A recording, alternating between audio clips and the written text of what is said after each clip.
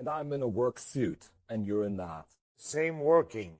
Same. Wait.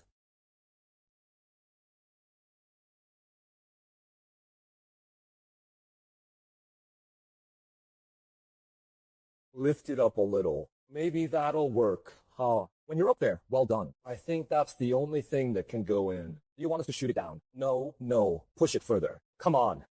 A little on the side so that this can also fit. Push there to the right. To the right. You're right. That's right. That, at least, although it is nothing pure.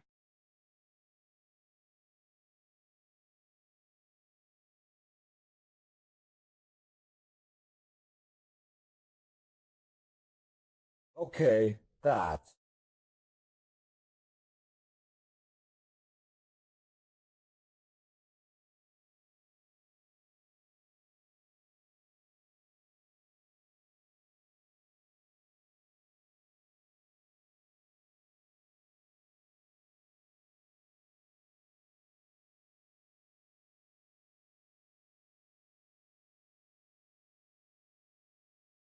Lift up a little what? Well, I'll have to get this over there. What? Come on. This is difficult. Take it easy. Huh? It's not working.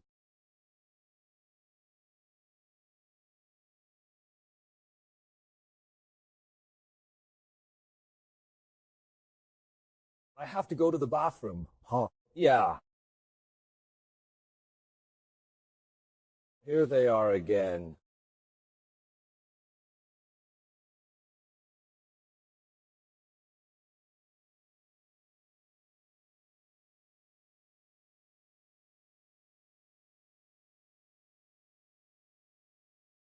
Shalot.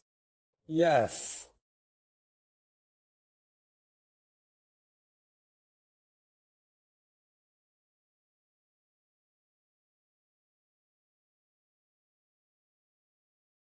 Just make sure it's not crowded. No, brother, it's all in vain. Top. 1:45 at midnight.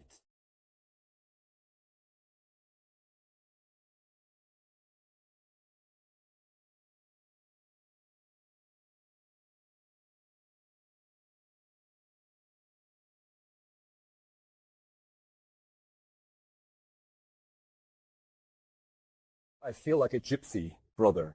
7 in the morning, not 7, 8. When they met at 9:30 to pack these parts.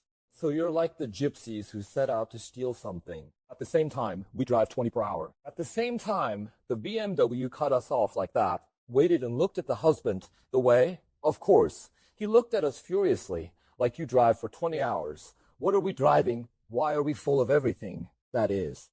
Not to mention that NECA. Just put the camera back. I'm saying that NECA came in a suit, full of shit as he usually goes to work, and I'm dirty from head to toe in this work overall or whatever it's called. These are my gloves, which are total hell.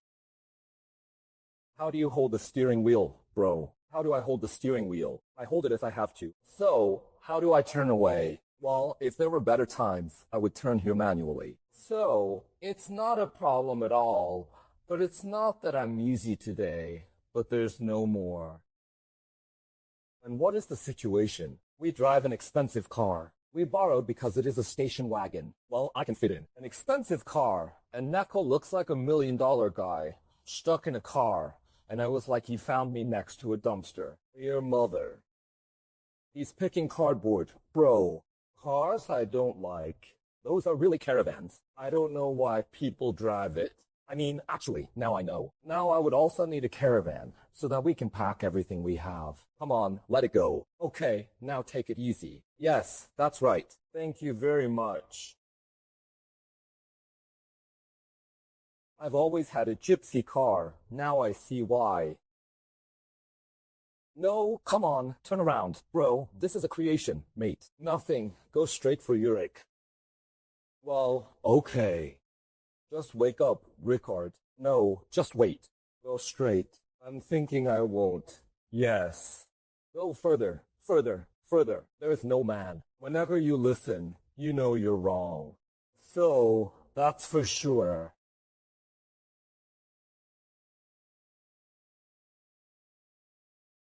Oh, my lipstick at 8 in the morning. Bright lipstick. If there was one thing I hated about women, it was this. Better look at the holes, brother. Ha!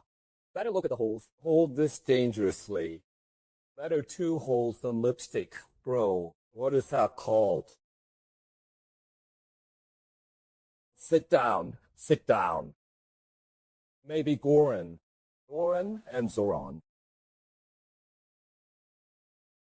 Sorry to ask you. We need Pansevac Road number 13. Let's go to. I think the man's name is Goran. We need a Vespa. Engines. Sandblasting. I don't know. You see it says 20. 22 on the side there. So just a circle like this. Is there a way out here? He got stuck here somewhere, so he can get out here too. What is that now? So for BMW and for Mercedes, parking is always provided for you and the rest of you buy better cars. Buy a Mercedes or BMW to have a place to park. What can I tell you? Brother, whoever is doing what, let's ride home with him. So, we missed the continent completely. This was supposed to be sandblasting, but here we are in Lapona. And look at this, which is nicely arranged. And here we have another colleague. We'll catch up with him. Oh, well, we can drive behind them. Yes, we are all equally together, and we can reach them. He answered. And we did Manta, Opel Manta, then these Citrons from Pensivo, me, this old Icule. We have, I think. We also have a whole shell for the shark, even if I find all those pictures. He has a Mercedes convertible. He has a 61st year Porsche convertible. For the German market, it worked.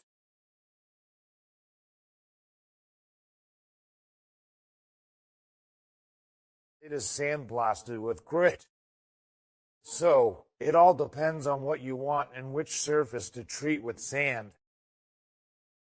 Yes, this one, for example, if thicker sheets are made, constructions, uses, yes, SE grit because it has, higher acceleration. In fact, the sandblasting system is actually the ejection of that medium good under pressure, meaning on the surface to clean that surface and make that, as I said, micro roughness. Yes. So, to increase the surface area, if on 1 square decimeter you have an unsanded because the width times the length, if it is sandblasted, then the surface area is increased, and therefore more paint is deposited, and that paint cannot fall more heavily, and so on. Let's say you have an effect. For example, when you take glass, if you want to burn dash or paint it, it is smooth, and after a month you can peel off the paint with your fingernail without any problems. Yes.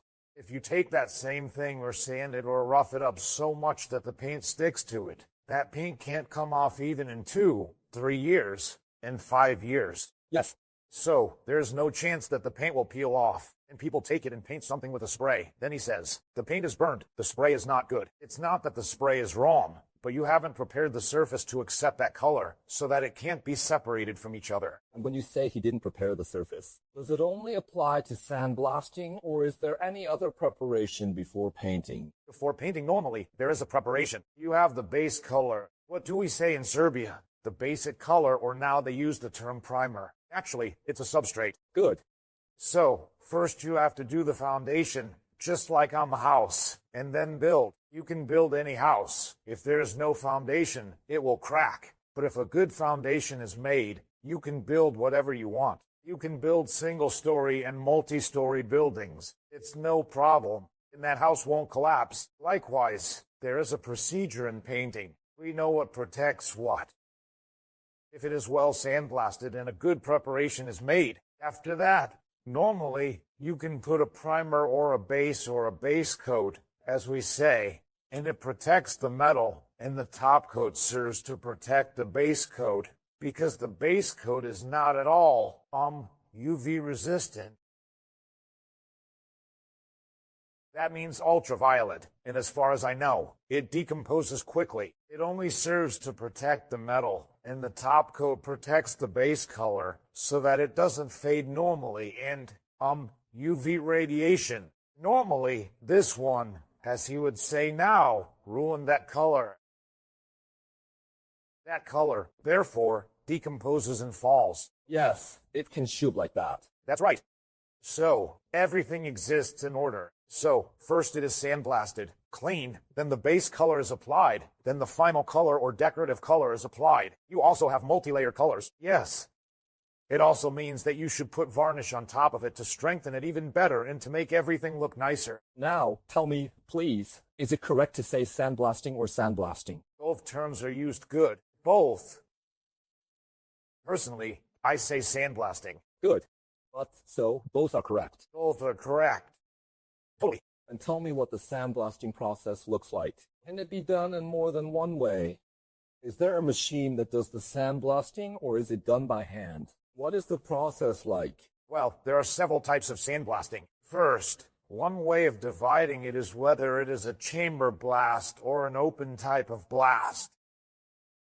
The open type of sandblasting is used more here because then larger elements can be worked on. Chamber is used for small things.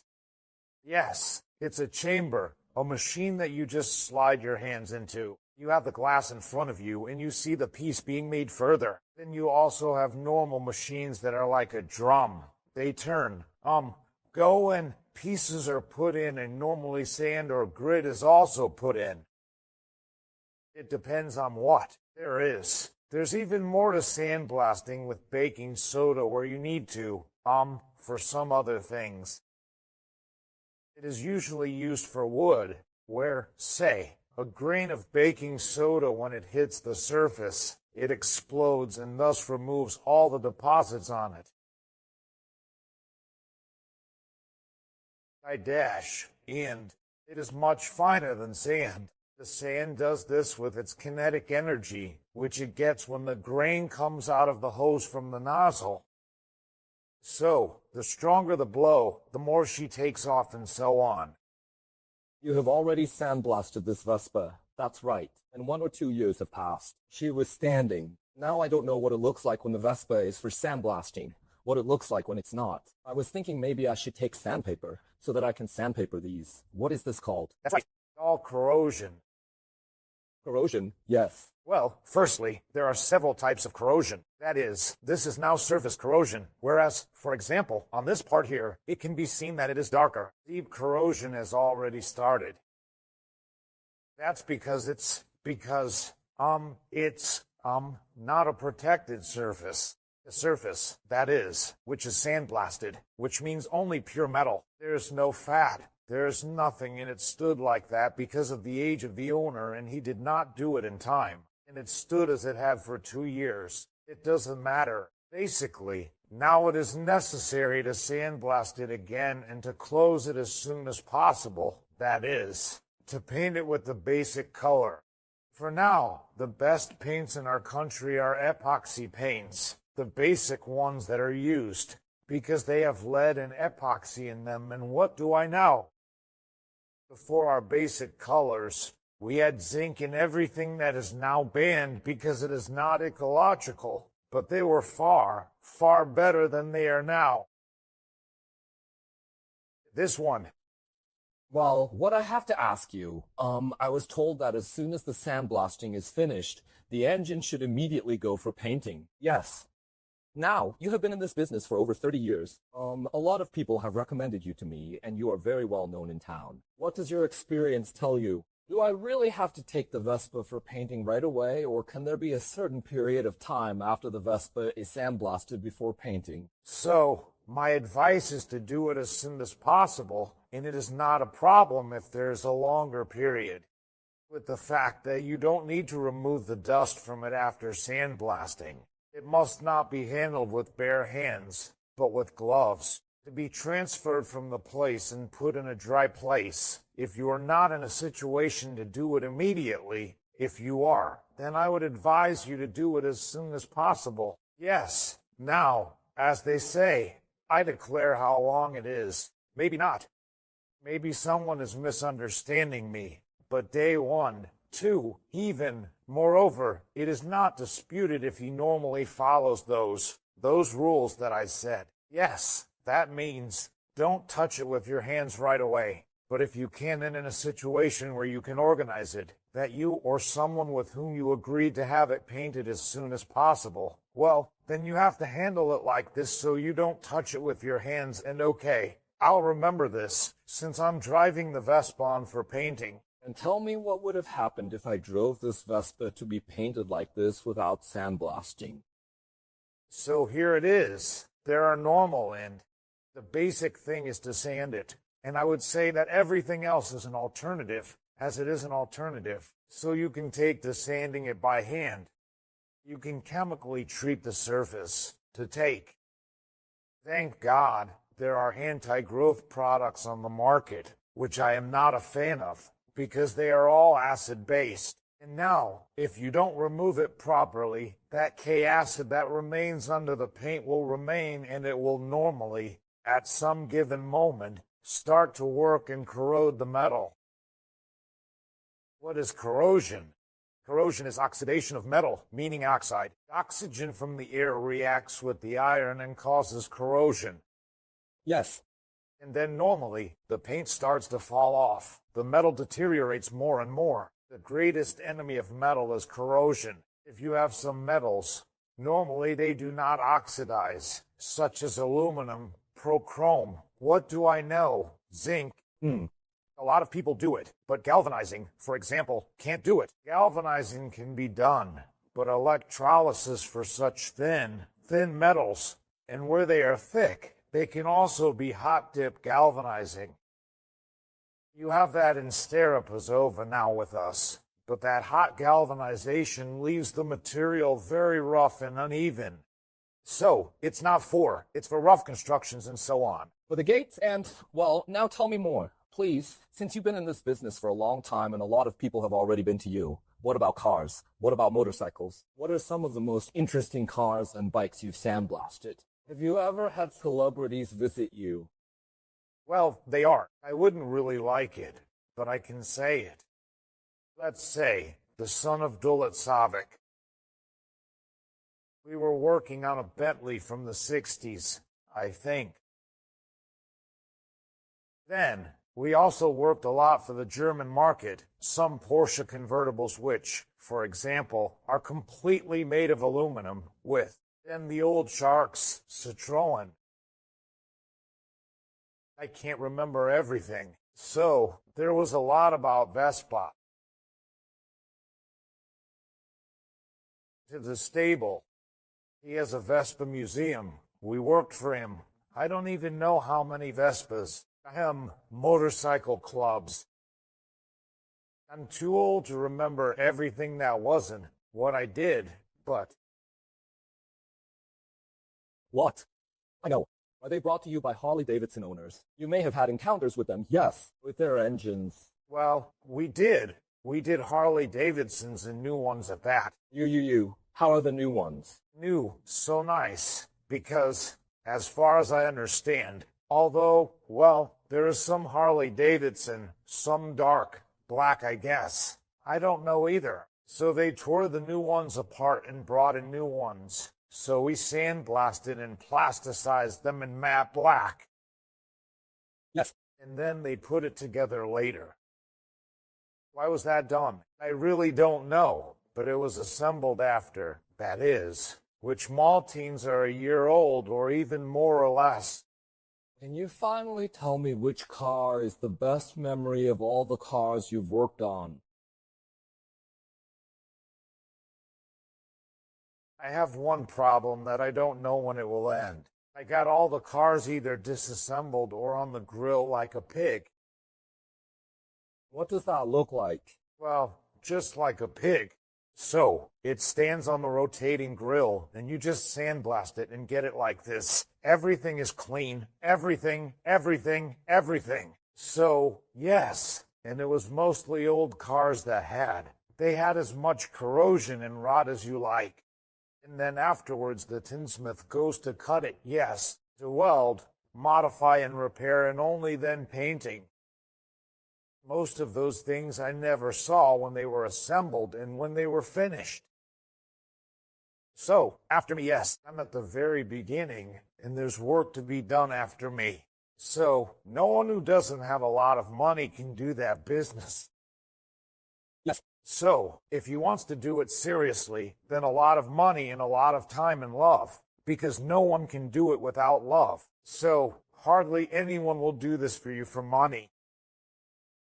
Well, now, since you also said that I won't be able to film the sandblasting process, and you mentioned that there are several ways of sandblasting, how will my Vespa be sandblasted? This Vespa will be worked on, since it has. Here, this basic part, yes, which is a little bigger. So, it can't be sandblasted.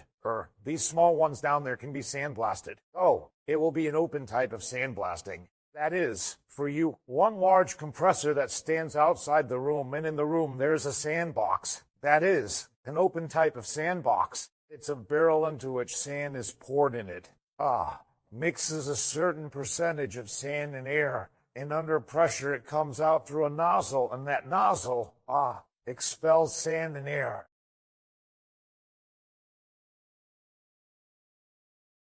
And so you treat the surface until you clean it completely.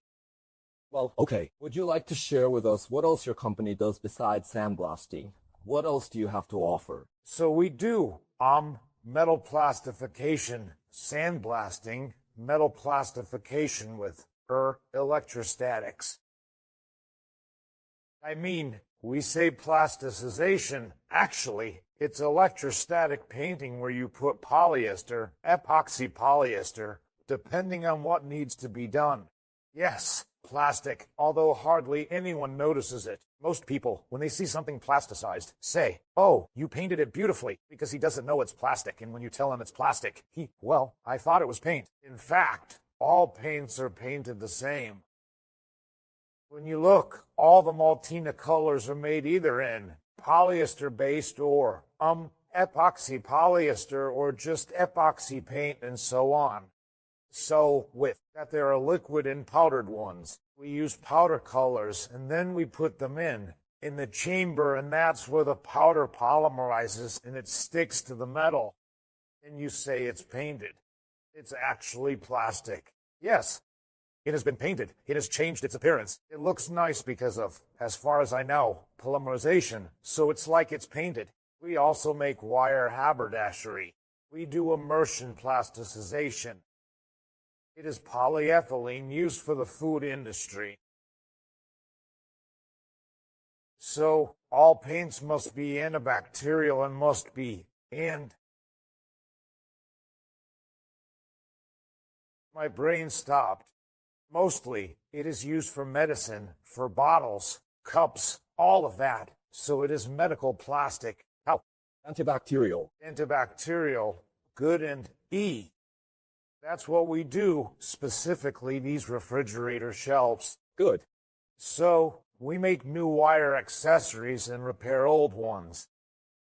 We also get old shelves that we sandblast. And then, we plasticize them. Normally we fix them if a wire is broken, or what do I know? We crack a new one or make new ones according to the pattern. So, they bring a sample and order. I want 10, 20, 30. I guess that's how much we make new ones. Plasticize, pack, and so you have all sorts of things on offer. Yes, yes, yes. Well, we still have to see how the Vespa will look after the sandblasting. Thank you very much for your hospitality and your time, and thank you for responding to our project. By the way, Mr. Goran is the owner of the company Clark, and Clark is our sponsor of this project. So thank you again, and we'll continue recording later. Our sandblasting is finished. I'm also quite surprised at how these parts look now.